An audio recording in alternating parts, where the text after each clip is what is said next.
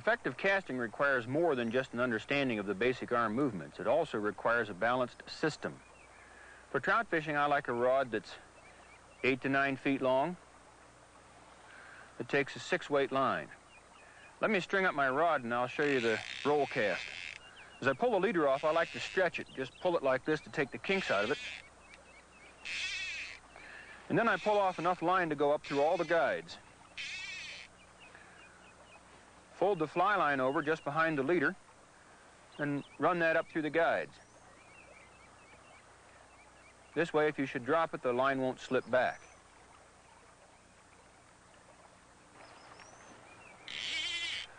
Pull out about 20 feet of line. Pull that all out through the rod and lay that down on the water, and you're ready to begin the roll cast. Hold the rod comfortably in your hand with your thumb on top. Put the line under a finger of your rod hand, and then go right through that basic casting motion. Lift up and back slowly. Stop. Let your wrist tip back until your thumb is pointing straight up. The line should be hanging straight down from the tip of the rod like that. Then move down and forward and stop hard and let your wrist tip forward. Lift up and back. Stop. Let the rod tip back. Allow the line to hang straight down from the tip of the rod. Should be slightly behind your shoulder. Move down and forward and stop hard. And the line rolls right out just like that.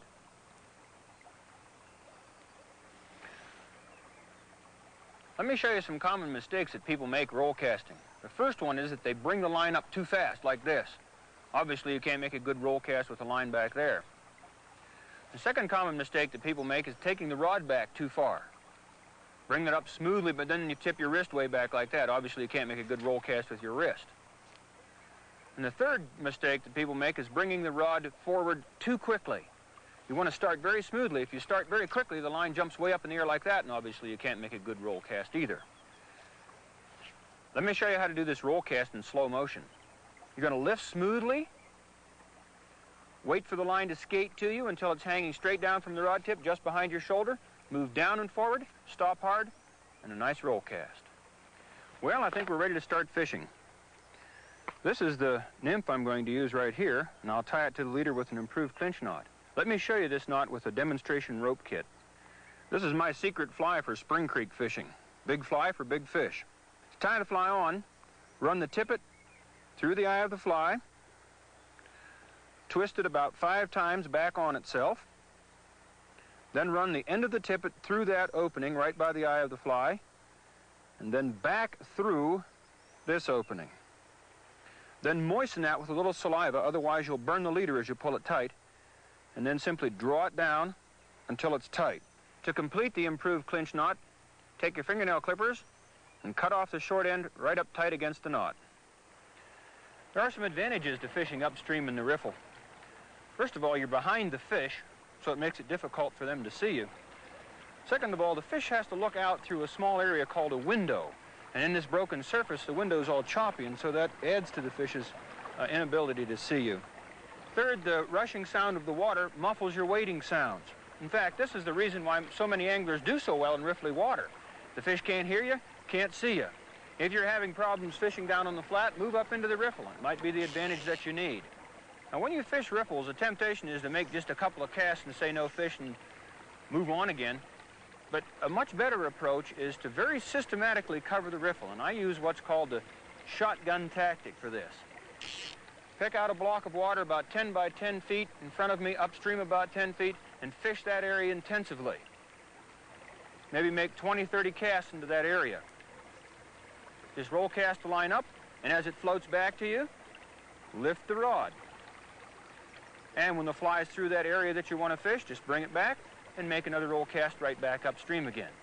And I just keep roll casting up into that position till after I've made maybe 20, 30 casts into one spot, and then I'll move over or move up a little bit, take another 10-foot block, and put 20, 30 casts into that. If you see a lot of fish rising and working in an area, I might even cast more than 20 or 30 times. The leader you use for this tactic should be 10 to 12 feet long and have a 3 to 4 foot tippet. This allows the fly to sink quickly and stay down. The tippet is the forward part of the leader. It comes in different sizes, which are designated with an X number. The X refers to the diameter. The larger the X number, the smaller the diameter. 3X through 6X are the most used sizes. You can readily determine the correct tippet size to use by dividing the fly's hook size by 3. The fly I'm using is a 16, so the correct tippet size is 5X. As you change flies, the tippet gets shorter. If it gets shorter than about 2 feet, you'll have to add a new one. The surgeon's knot is a strong, easily tied knot for adding the tippet to the leader. Let me demonstrate it with my rope kit. We'll pretend that the blue rope is the tippet and the white rope is the leader. We place them going in opposite directions and simply tie an overhand knot, pulling through the short end of the leader and the long end of the tippet. And then through one more time. It's just a double overhand knot is all it is. Then hold all 4 ends, turn the knot over, put a little saliva on it to lubricate it so you don't burn it when you pull it up, and then pull on all 4 ends to pull it tight, pull the 2 long ends, pull the 2 short ends to make sure everything's snug, then clip off the short ends right against the knot, and the surgeon's knot is completed.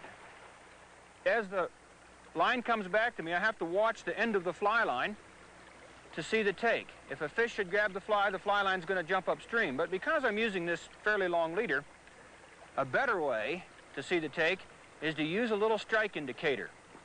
The strike indicator that I'm using is a piece of specially made fluorescent orange fly line. You slip it onto the leader before you tie on the fly, and then simply slide it up and slip it over a knot. I usually slip it up on the leader about 3-4 feet from the fly. This way I can see the take a lot sooner than if I were watching the tip of the fly line. Just going to roll cast that up, watch that strike indicator. If it darts forward or stops, then I simply set the hook. Simply keep casting it up there and watching that indicator.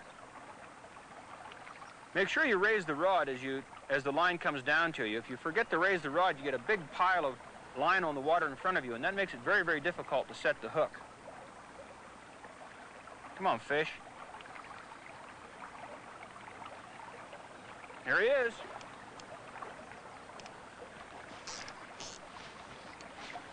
When you're playing fish in fast water like this, you daren't pull too hard or you'll tear the hook out or break the tippet off. So just put gentle pressure on the fish. Now, I like to play the fish from the reel. I don't like to just strip in line. If you strip line and then step on it or something and the fish makes a run, it'll break off. So pick the line up on the reel and play the fish from the reel. This is a pretty decent fish. Ooh, look at him go. Holy cow. Boy, when they get in that heavy current like that, they can put a lot of pressure on you. It's just a matter of waiting them out. There he goes, backing down.